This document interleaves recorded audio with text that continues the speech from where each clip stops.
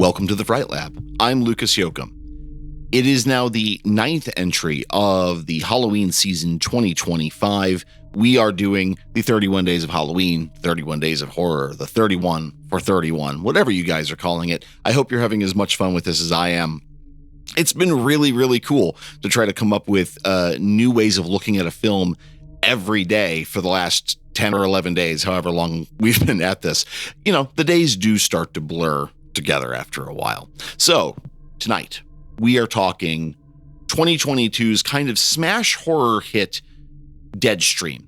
This is a film that popped up again in 2022 on Shudder. It was a Shudder exclusive, and it did shockingly well. I caught it fairly soon after it came out when I first watched it, and I didn't know what I was going to expect, but what I did end up having was a very good time. Deadstream is a lot of fun. It is very silly. It is very goofy and kind of all over the place, but it also has a lot of very cool scares and a lot of fun ambiance. And it's a real kind of tribute to what you can do with, you know, fun acting, like a well-conceived, well-executed plot and actors who are committed to the bit, as well as it's very, very good at showing what you can do on a fairly shoestringy kind of budget. I don't know off the top of my head what the budget for Deadstream is. I should probably go back and look at that at some point. But it's clear that they did this movie as cheaply as possible, and they really pulled it off. It looks great for what it is. We also discussed Deadstream a little bit, not at terrible length, back when we did a 4-part series on the concept of horror cinema verite, which I've already talked about in this series that we're doing for this month. And I do end up watching a lot of mockumentary and found footage and that kind of horror films. The next episode after this one will be another example of that. And I tried not to overload my list with it, but it did happen. For the record, if you're curious, I believe it was episode 21. So you want to go back some episodes, you can hear me talk about the subject of that at length. Here's the rough plot of Deadstream. A influencer YouTube kind of character has fallen from grace because his whole shtick of doing dumb stunts to confront his fears have landed him in hot water multiple times. And now he's finally getting money back in from his streaming, and he's decided he wants to go all out and conquer the one fear he has that he hasn't conquered before: fears of ghosts. So he finds this place that's allegedly the most haunted house in America, a place known as Death Manor. I'm sorry. Every so often I like to do silly voices. What can I say? Anyway, Death Manor is a very scary, very dilapidated building in the middle of the woods, and he's going to basically stay there all night and stream, and if anything spooky or supernatural happens, he's forcing himself to go and investigate. Okay. You can probably see very easily where this film is going to go. Supernatural stuff is going to happen, and it's going to be extremely over the top and nuts, and it delivers on that promise. It's a lot of fun in that regard. But in revisiting this film, because I haven't watched it since I rewatched it to do the original episode about it, I've been thinking a lot about this particular movie in the light of influencer culture. And I know that people, you know, joking about and making fun of quote unquote influencers, it's hack. It's an old hat, and everyone has done it on some level. But I feel like we still live in a world that is awash in influencers, and often a lot of would-be influencers. And for what it's worth, I don't want anyone to think that I'm judging people just for that. The reality of it is, we live in a crazy hard world where you've got to make money to survive. And if that's what people want to do to make money and get by, if you can make it work for you, friends, siblings, get the bag. You should try doing what you can that will make you happy and not drive you nuts to make money. There is nothing wrong with that. But I don't know. I'm kind of stuck, right?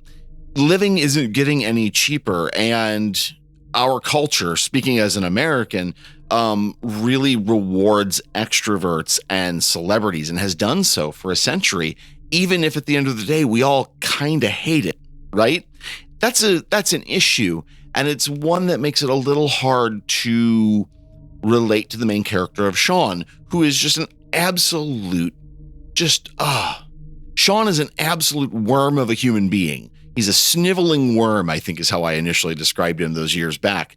And it's clear that the character of Sean is a parody of multiple different YouTube, TikTok, etc. celebrities. And as a result, I kind of wonder how much his character would now resonate. You know, it's only been a few years since that movie came out, but culture moves fast. And there is this part of me that thinks, for people of my age cohort and maybe 10 or 15 years younger, I suspect that we're all very familiar with characters like this. Either we know them personally or they're just the sort of media-saturated world we've run headfirst into. I mean, I hear that on cold, dark nights, if you listen, when that chill crawls your spine, you can hear the name Mr. Beast echoing across the hills right before the monsters attack. Of course, I'm being silly. I have never actually watched any Mr. Beast programming, but it tells you something that of the relative ubiquity of influencer culture, that a stodgy 450-year-old man like myself knows who Mr. Beast is, right? And so I have to wonder if he resonates with people my age. If you were to show this movie to someone who is, say, I don't know, 5th grade, 6th grade, 7th grade, not that I would recommend that. This movie might be a little much for them. If they would look at that and go, oh, yeah, he's an influencer, I know what he's doing. Or would they look at him and say, well, this is really, really stupid. I hate this guy. I get it. I really do. One other thing that I think about this movie that's so interesting rewatching it is the first time I saw Deadstream, I thought, haunted house, could I go in there and stream whatever a live streamed episode of the Fright Lab would be overnight at a haunted house? Could I do it knowing the reputation of the house? At the time, I think I just kind of joked it off like, well, that's a very silly, stupid thing to worry about.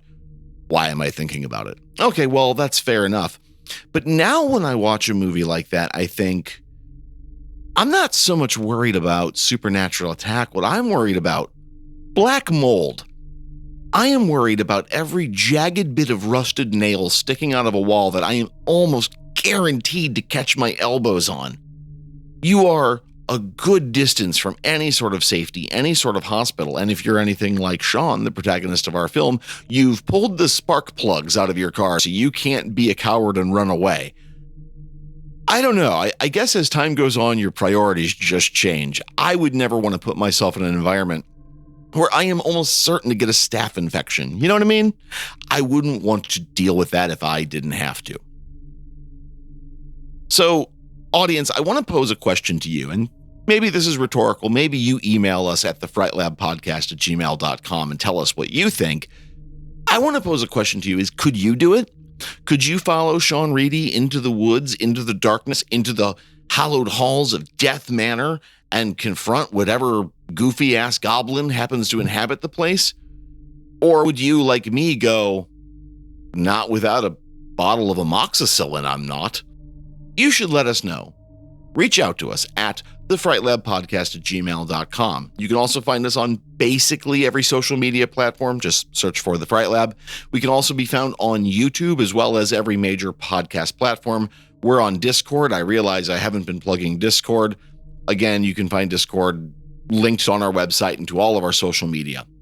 So with that, we are 9 episodes into this mess, into this idea we've had about doing 31 episodes in 31 days. So I want to leave it at that so you can go watch Deadstream. And in the meantime, The Fright Lab is written and researched by me, Lucas Yoakum, and it is produced and co-hosted most nights when I'm not doing this by the one and only Joseph Wren. We appreciate each and every one of you, and we'll talk to you all again very, very soon. We hope you're enjoying your October because we're having a blast.